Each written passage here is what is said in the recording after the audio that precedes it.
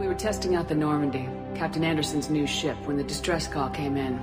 An Alliance patrol on Eden Prime had been attacked. They'd seen something they couldn't explain. Whatever it was massive. I hit the ground with my lieutenant, Caden Alenko. A good kid, loyal, by the book, with a talent for biotics. We came across the lone survivor of the patrol, Gunnery Chief Ashley Williams. A soldier to the core. Tough, disciplined, ready to take on whatever came her way. Ashley joined up with us and took us to the spot where she lost her squad. That's when we saw it. The ship. Like nothing I'd ever seen. It was massive, scorching the colony and everything around it as it blasted away.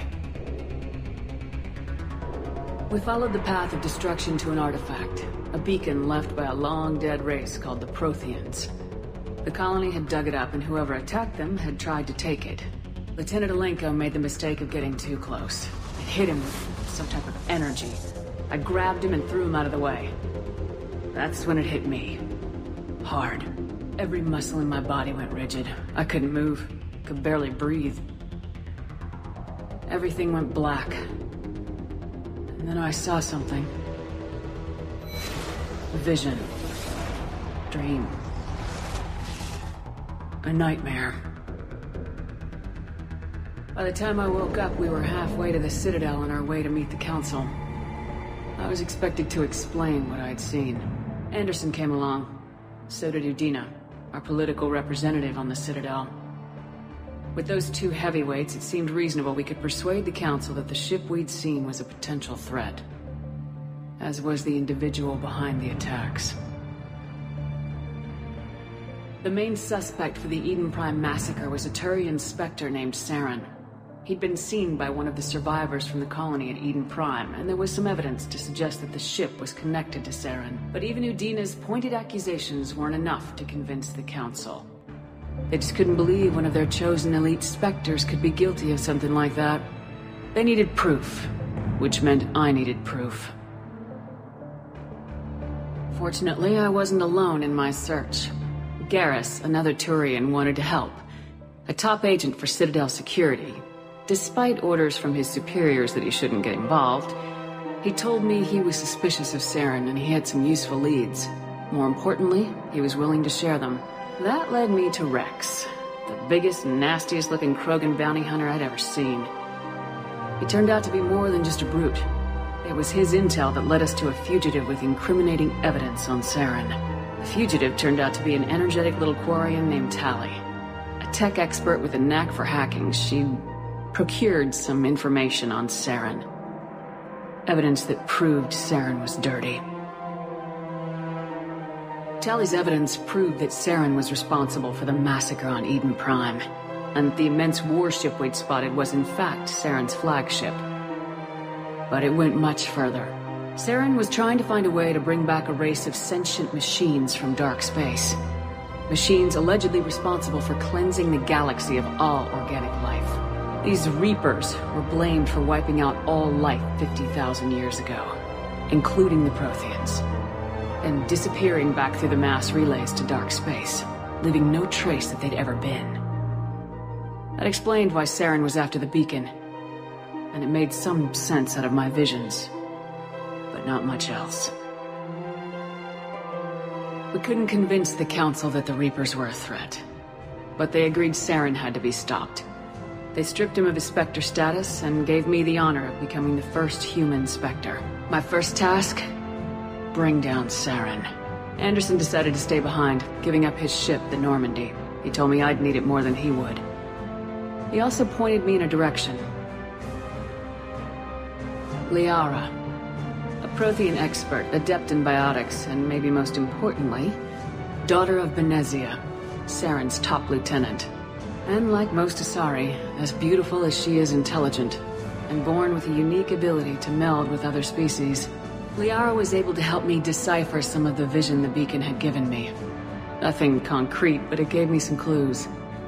And a new appreciation for the Asari. Her technique for accessing my vision was unexpected, but not at all unpleasant. Kaidan was a little concerned about the connection I shared with Liara. As commander, I knew either relationship had the potential to interfere with the mission.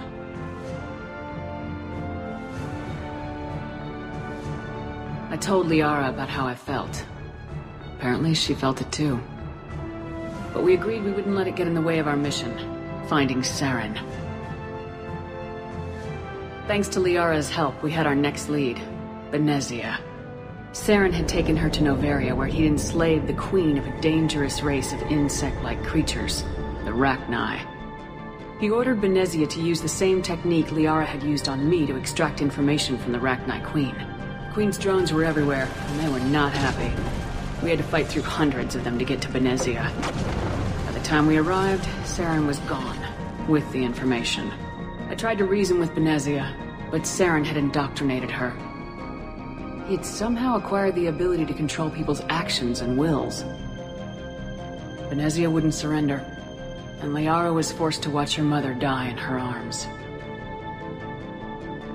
And I was left with an angry, dangerous Rachni queen to deal with. She claimed her drones would do no harm if I released her, but the Rachni had terrorized the galaxy before. I couldn't do it. I wouldn't doom an entire species for past sins. And the Queen was true to her word. She left and took her army of drones with her. With Saren's top lieutenant dead, he was quickly running out of time and places to hide. I tracked him down at his base on Vermeer, but we soon learned it was more than a base of operations. It was a breeding ground. Saren was breeding an army of Krogan. He'd found a cure for the genophage, a disease inflicted on the Krogan to prevent them from breeding and taking over the galaxy. But the Krogan Saren was breeding were slaves, mindless beasts that obeyed Saren's will. I had to destroy the base and all its research. Rex disagreed, violently. Rex wanted the genophage cure for his people. I tried to convince him to help me destroy it, that these Krogan weren't real. But he wouldn't back down. Fortunately, Rex is smarter than he looks. He realized this wasn't the way to help his people, and that Saren was the real threat. When we finally got to the center of the base, I realized just how close Saren was to completing his plan. He was already in communication with the Reapers. Sovereign, Saren's flagship we'd all assumed was just a ship, was a Reaper. It spoke to me, threatened me. I could feel the menace it had for every living thing. It wanted me dead. It wanted us all dead. And I knew it was capable of doing just that. What I couldn't understand was why Saren would help it.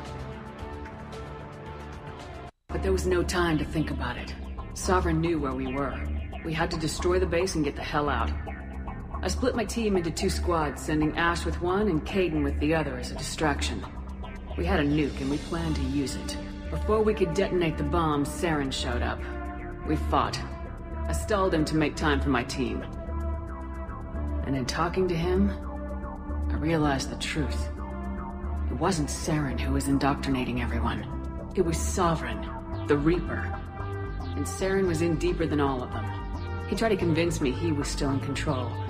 Said he'd found a way to reduce the Reaper's influence, but he was kidding himself. Or believing the lies Sovereign was telling him. Before I could convince him to stop, he ran, leaving me just seconds to extract my squad mates.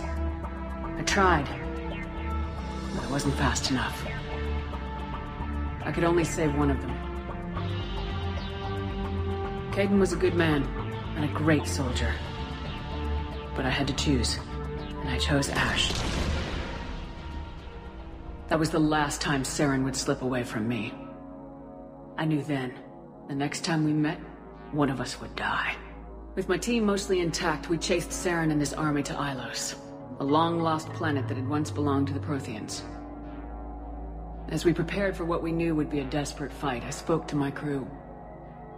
We were just one ship, against Saren's growing army. I assured them all that despite the odds, we could defeat him. Liara saw through my words. She knew I was hurting after Kaidan's death. She could sense my doubts. We both knew this mission could be our last. Until that moment, we put our feelings aside for the sake of the mission. But why wait? We gave in to each other. And it was perfect. While it lasted.